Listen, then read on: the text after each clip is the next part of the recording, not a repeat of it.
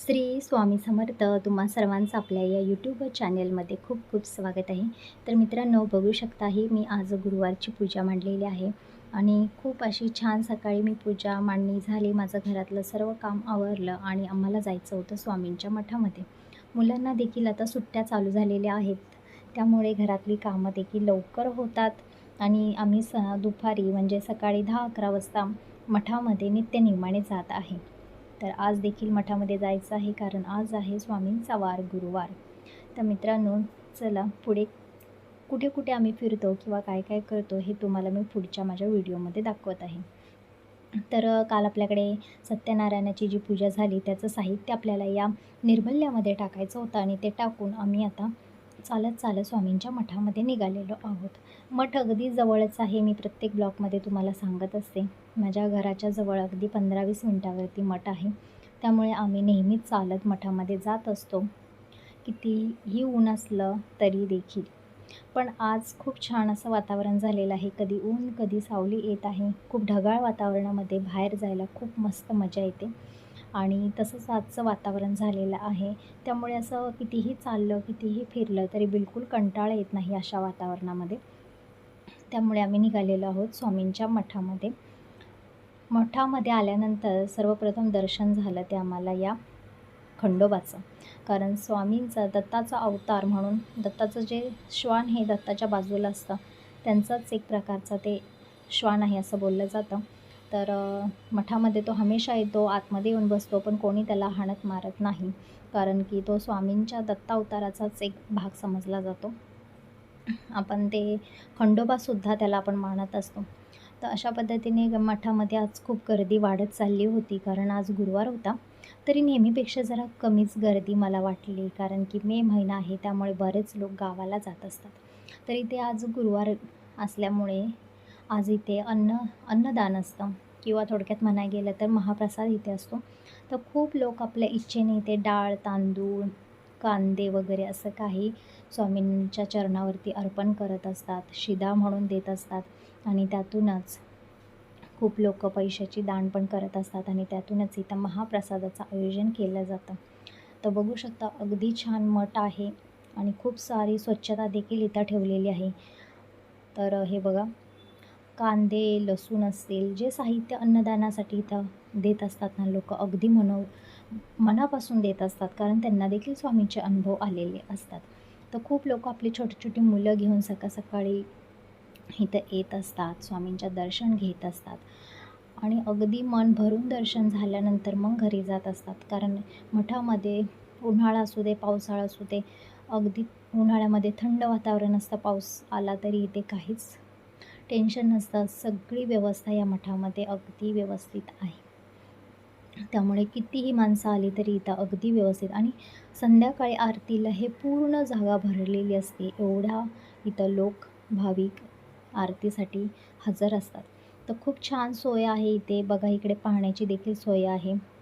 तर स्वामींचे अगदी छान आणि सुंदर असे फोटो इथे लावलेले आहेत.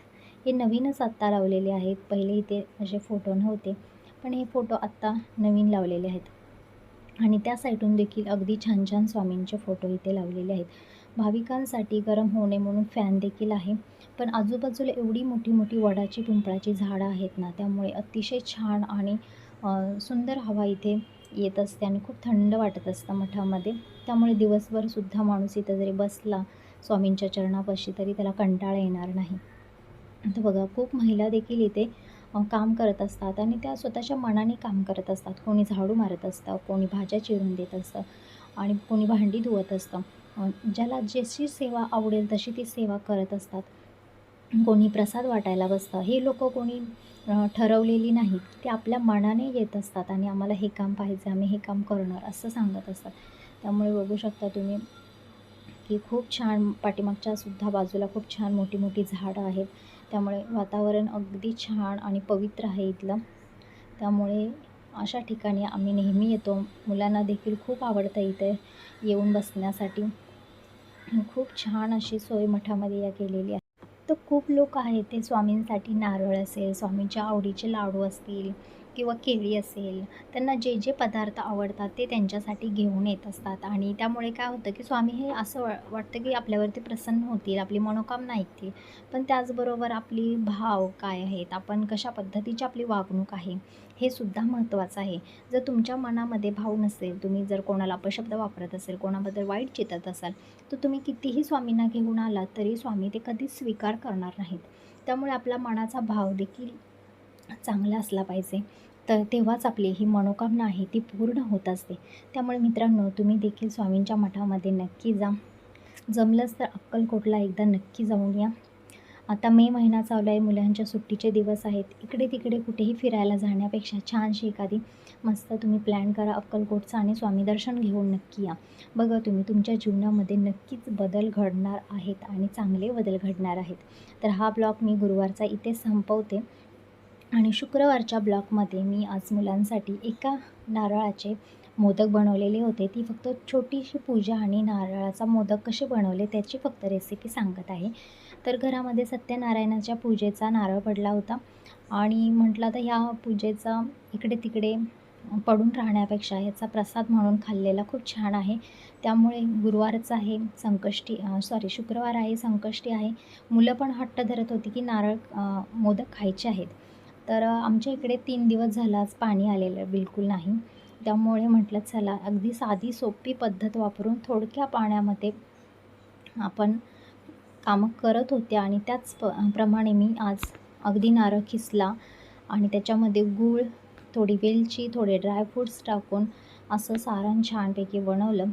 अगदी तूप टाकलं थोडंसं आणि तूप टाकून असं परतलं आणि छानसर लालसर रंग येईपर्यंत पहिलं खोबरं परतलं, त्याच्यामध्ये गूळ ॲड केला आणि त्यानंतर जास्त पण ड्राय करायचं नाही, नाहीतर गूळ जो आहे तो कडक होतो.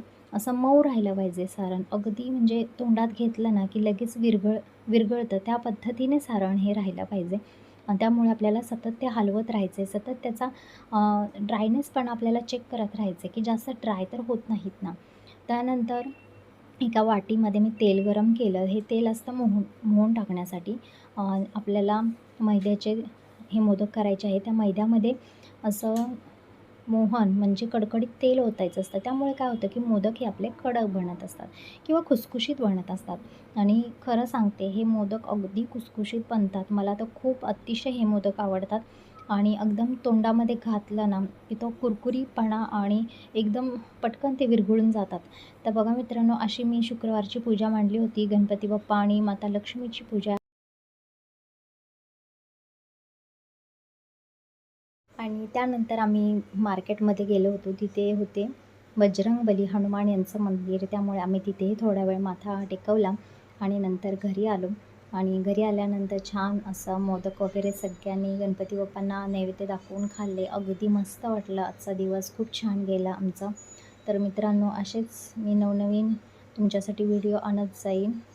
तर तुम्ही देखील माझ्या व्हिडिओला नक्की सपोर्ट करा, लाईक करा आणि असंच माझ्या चॅनेलला देखील तुम्ही सपोर्ट करा. धन्यवाद. जय हनुमान. श्री स्वामी समर्थ.